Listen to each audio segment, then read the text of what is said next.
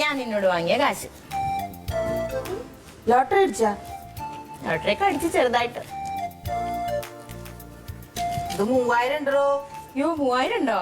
ഞാൻ എടുത്തപ്പോഴേ പെട്ടെന്ന് ശ്രദ്ധിച്ചില്ല. 2500 അല്ലേ തരാനുള്ളൂ? അല്ല അതെന്താ വാസുട്ടിയുടെ മനസ്സിൽ പോയതിന്റെ? പിന്നെ അടച്ചത് കളി. വന്നല്ലോ. സാരിയുണ്ട്, നൈറ്റുകളുണ്ട്. ഉണ്ടോ? എന്നാ വേഗം എടുക്ക, ഞാൻ കുറച്ച് നൈറ്റ് നോക്കട്ടെ. എനിക്കൊന്നും വേണ്ടട്ടോ. എന്തിനാണ് ഞാൻ അന്നാള് വാങ്ങിയതാണ്? നോക്കണി നല്ലതൊക്കെ ഉണ്ടാവും. പൈസ കളയാൻ നോക്കി കൊള്ളാലോ.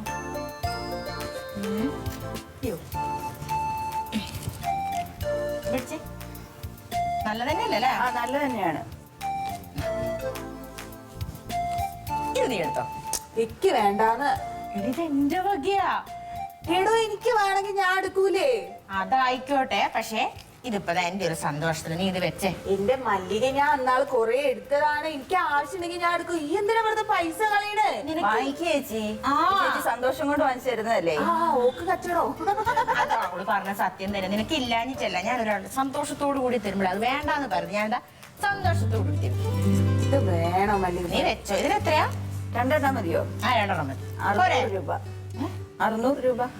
600 രൂപയ്ക്കൊന്നും നല്ല നല്ല കോട്ടൺ നൈറ്റിയാണ്. അതായിക്കോട്ടെ. ഇപ്പൊ ഞങ്ങള് 2 എടുത്തില്ലേ, ഞാൻ 1 എടുക്കണം എന്ന് വെച്ചൊരു കാര്യം ചെയ്താ 500. പിന്നെ എടുത്തോ. ഇത് എന്തെങ്കിലും തന്നെ പണി. മാറ്റിയിടല്ലേ, ജീവിച്ചു പോട്ടെ. വരിക എന്റെ വകയ. അത് കളിക്കലോ. ഞാൻ ഓളോട് പറഞ്ഞു വേണ്ട വേണ്ടാന്ന്. പിന്നെ എന്റെ കയ്യിൽ തന്നെ ഏൽപ്പിച്ചിരിക്കുകയാണ്. അപ്പൊ ലോട്ടറി അടിച്ചല്ലോ. എന്റെ പൈസ ഒക്കെ തന്നു. അതെ, പടച്ചറമ്പേ, പടച്ചോ കാക്കട്ടെ. എന്തായാലേ കോയമ്പത്തൂർ അങ്ങനെ ഇറങ്ങിയപ്പോ മൂപ്പരുടെ കയ്യിൽ 10 കായുണ്ട്. ഇവിടെ നിന്ന് കെട്ടിത്തിരിട്ട് കാര്യ കേട്ടോ. വാസുട്ടിക്ക് ഏറ്റവും നല്ല ഇവിടുന്ന് വിടുക. ഇവിടെ നിന്നാലേ ഉള്ള കായൊക്കെ തീർക്കുള്ളോ. ഇവിടെ അന്റെ മുഖം കാണുമ്പോ കാണാണ്ട്. അൽഹംദുലില്ലാ എന്തിലാ ഓട്ടേട്ടോ. ഓനക്കൊരു മാറ്റൊക്കെ ഉണ്ട്. അതൊക്കെ നല്ലോണം. ഓള് ഇങ്ങനെയൊക്കെ പൈസ ചെലവാക്കേണ്ട കാര്യണ്ടോ? ഒരു സന്തോഷത്തിന് അവള് മേടിച്ചെന്നാവും. അല്ല സന്തോഷത്തിന് വെച്ചാല് ഓളിക്ക് തരാനുള്ള പൈസയും തന്നെ.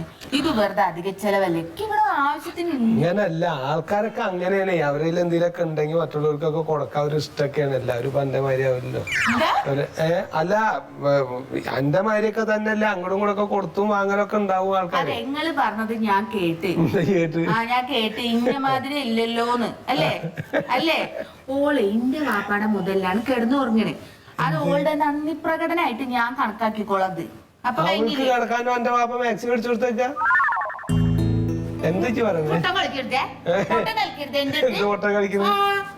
അളിയാൻ പറഞ്ഞത് ഒരു 8-10 വീടിന്റെ പണിയുണ്ട്, വലിയ പണിയാണ്, വാന്നൊക്കെയാണ്. ചെന്ന് നോക്കുമ്പോ എന്താ സംഭവം എന്ന് പറയാൻ എനിക്ക് ഏതോ ഒരു ചങ്ങാതി പാവപ്പെട്ട ആളുകൾക്ക് മറ്റേ ഈ ചേരിയിലൊക്കെ ഉള്ള ആളുകളാണ്, അവർക്ക് വീട് വെച്ച് കൊടുക്കുക. എന്താ വീട്? വെറുതെ ഈ അലകും കോലും ഇങ്ങനെ ഇട്ടിട്ട് അതിന്റെ മുകളിൽ മറ്റേ ഷീറ്റ് ഇങ്ങോട്ട് പെയ്യും. അതാണ് ആ ഒരു പണിക്ക് ഇപ്പൊ ഇവിടുന്ന് വാസൂട്ടി പോകേണ്ട ഒരു കാര്യമില്ല. ഇപ്പൊ നമ്മ വലിയ വീട് പണിതാലും ഷീറ്റിട്ട വീട് പണിതാലും വൈകുന്നേരം കൂലി കൃത്യമല്ലേ കിട്ടണത്. പിന്നെ ഏത് വീടായാലും എന്താണ് കൂലിയൊക്കെ കിട്ടണോ? വെയിലുണ്ടല്ലോ, കരിഞ്ഞങ്ങോട്ട് പോവണിയാലേ. അതിപ്പോ ഇവിടെ വെയിൽ കൊള്ളാതെ പച്ചക്ക് ഇരുന്നിട്ട് എന്താ കാര്യം? പണിയുണ്ടെങ്കിൽ പണിക്ക് പോണം. ഇപ്പൊ നീ ആ പൈസ ഒക്കെ കിട്ടിയപ്പോ വീട്ടിലൊരു ഐശ്വര്യമുണ്ട്, മുഖം കാണാനൊരു വൃത്തിയുണ്ട്. എന്ത് ഇപ്പഴാ? പോടാ അവിടെ നിന്ന് വെറുതെ പറയാ. ഇത് പണിക്ക് പോകാതിരിക്കാനുള്ള അടവാണ്. പിന്നെ അവിടെ എങ്ങാനും 1 മാസം നിന്ന് പണിതിട്ടുണ്ടെങ്കിൽ മൂക്കിൽ പഞ്ഞി വെച്ച് കൊണ്ടുവരേണ്ടി വരും. അത് സാരമില്ല, അതിനിവിടെ ആവശ്യത്തിന് ആംബുലൻസ് ഉണ്ട്, ഞങ്ങൾ കൊണ്ടുവന്നോളാം. ഞാനൊക്കെ വന്ന് പൊലി അങ്ങോട്ടൊന്നും പറയണ്ട. അതെ, ഇപ്പൊ അവിടെ പണിക്ക് പോണതിന്റെ ബുദ്ധിമുട്ടുകൾ പറയണേന്ന്. ബുദ്ധിമുട്ടൊക്കെ ഉണ്ടാവും. എന്ത് ബുദ്ധിമുട്ടായിക്കോട്ടെ, ഒരു കാര്യം കേട്ടോ, ഇപ്പൊ എന്റെ കുടുംബത്തിൽ ഒരു സന്തോഷം ഉണ്ട്. ഞാൻ പറഞ്ഞില്ലേ, അത് പറയാണ്ടിരിക്കാൻ വയ്യ. എന്താന്ന് ചോദിച്ചാ മുമ്പുള്ള സന്തോഷം മാതിരിയല്ല. എടാ ചെങ്ങായി, ഈ എന്തായാലും ഉണ്ടല്ലോ ഇവിടെ ഇനി കിടന്ന് കെട്ടിത്തിരിയണ്ട കേട്ടോ.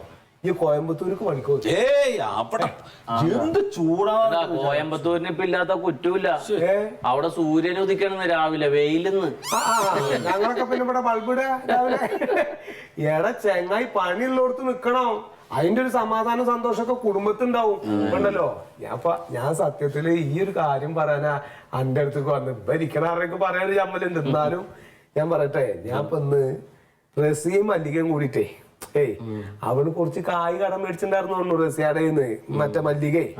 അവര് 12,500 ആ കാശൊക്കെ കൊണ്ടുവന്ന് റസിയാടെ കൊടുക്കണു.